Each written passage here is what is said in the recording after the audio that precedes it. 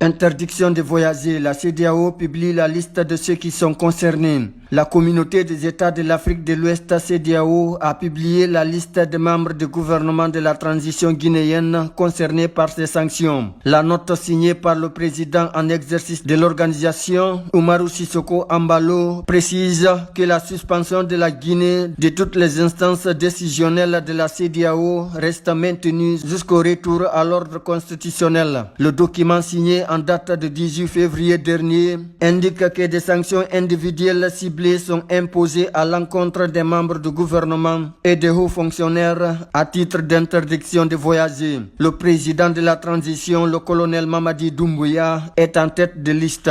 1. Le président de la transition, colonel Mamadi Doumbouya. 2. Le premier ministre chef du gouvernement, Dr Bernard Gomou. 3. Garde des Sceaux, ministre de la Justice et des Droits de l'Homme, Alphonse Sarl White. 4. Ministre de la Défense nationale, Aboubakar Sidiki Kamara. 5. Ministre de l'Administration du territoire et de la décentralisation, Mori Kondé. 6. Ministre de la Sécurité et de la Protection civile, Bassir Diallo. 7. Ministre des Affaires étrangères, de l'intégration africaine et des Guinéennes établis à l'étranger, Maurice Sanda Kouyaté. 8. Ministre de l'économie et des finances, Moussa Sissé. 9. Ministre du budget, Lansine Kondé. 10. Ministre du plan et de la coopération internationale, Paula Rose Pressemou. 11. Ministre du travail et de la fonction publique, Julien Yombouno. 12. Ministre de l'environnement et du développement durable, Safiatou Diallo. 13. Ministre de l'agriculture et de l'élevage, Mamoudou Nanyalem Bari. 14. Ministre de l'énergie, de l'hydraulique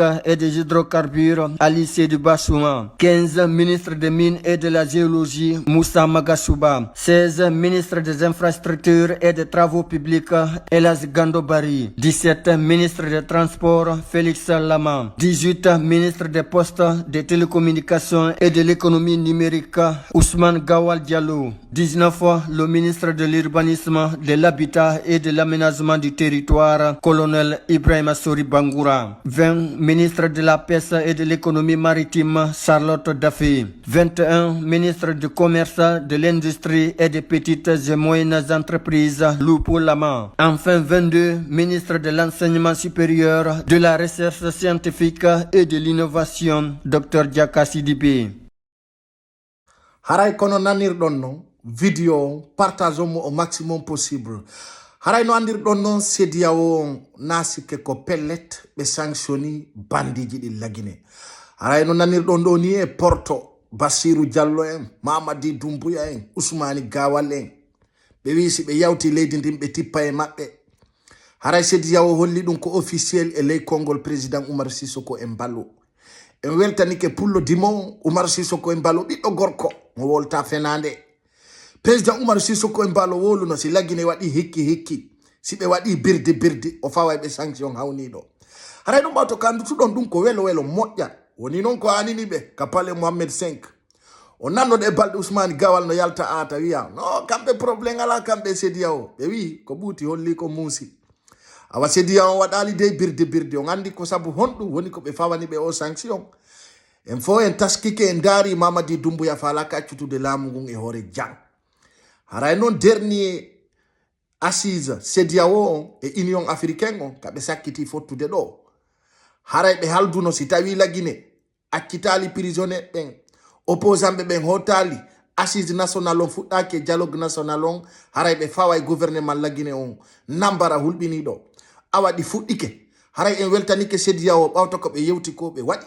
Haray fewndo ɗo ni ɓe holli gouvernement CNRD on busta on andi ko bandi nayo jalane bandi manipulateur wanayo signinane. Awa ko ɓawto ɗum woni hande welwelo ngon no naati e nder Konakiri nambara no fuɗɗani gouvernement Mamadi Doumbouya bandijo tintidaɗo on. Ay ɗon andi Mamadi Doumbouya de o hulata o hersata o sumata o ɗeɗɗotako donc o fenay o haldi dete o firta. Awa ɗo noon piiji ɗin fuɗɗike yaade no labira.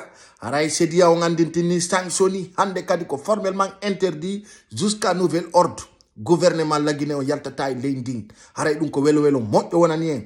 Haray noon ɗo gandi ɗo ko landa ko sokaɓen fof accite bonnanaɓen fof ko yo yoɓite assise national jiɗin fuɗɗe organisation élection o yara no haniri si ɗum wopi men nada e wula ɓuuɓa e Mamadi Doumbouya haray ko ɗum woni ko holla haray CEDEAO fuɗɗike golle ɗen awaka tigi tigi ɗum ɗo ko welo fotugo si tawi CEDEAO darora nini ɗi bandiji ɗo haray ka tigi tigi ɗum ɗo no moƴƴani e moƴƴa haray kala hawrɗo yo vidéo ɗo ko yo sendutumo siga ɗi piiji ɗo ko yo sendite o yi CNRD on wola tafi ɗum ɗo par ce que no anini ɓe awa depuis non ɓe nani ɗum ɗo mapunde sori ka palais Mohamed V e watta on yejjutu le 9 mars 2023 haray force vive o membinoto ka capitale Conakry ɓe fuɗɗora dabola ha labe haray foppu yalta e woni landagol départ Mamadi Doumbouya si ɗum gasi le 11 mars ɗum ko Europe ka capitale européen Bruxelles ɗum ko Belgique haray ɗon kadi jama on haldi fottay ɗon fi landagol départ Mamadi Doumbouya au pouvoir parce que ko yewtuno ko le 5 septembre 2021 o hunnali haray no Mamadi Doumbouya ko bandiru huɗandu bandiru ndu ala nya donc ay non o faala jiɓugol leydi ndi waɗa penale hande min jiɗin fof o yeyti jawle lagine foppu o yaltini hande ministre ɓe ɓen fof yaltini ɓe gure muɗum nden hande fappu no mapodi o wiyeteɗo Mamadi Doumbouya awa haray CEDEAO on weltanama e weltanike président Oumaro Sissoko e mbalo ko tawata o accéléri e ley konngol ɓe président ɓe Afrique ɗo haray ɓe hollino si tawi kadi lagine e nder ko ɓeɗo sanctionna kon si tawi ɓe respectali kadi ɓe ɓeydana lagine sanction ko nungo sanction hikkowo ɗon c'est à dire kala avion wal ara bulan euro ka weeyo arata lagine frontière leydi ko ɓe nata kon terres ɗum ko fermeté si ɗum ɗon waɗama ɓe jonnay délai Mamadi Doumbouya ha délai kaarijo si tawi o immaki o organisali élection no haniri noon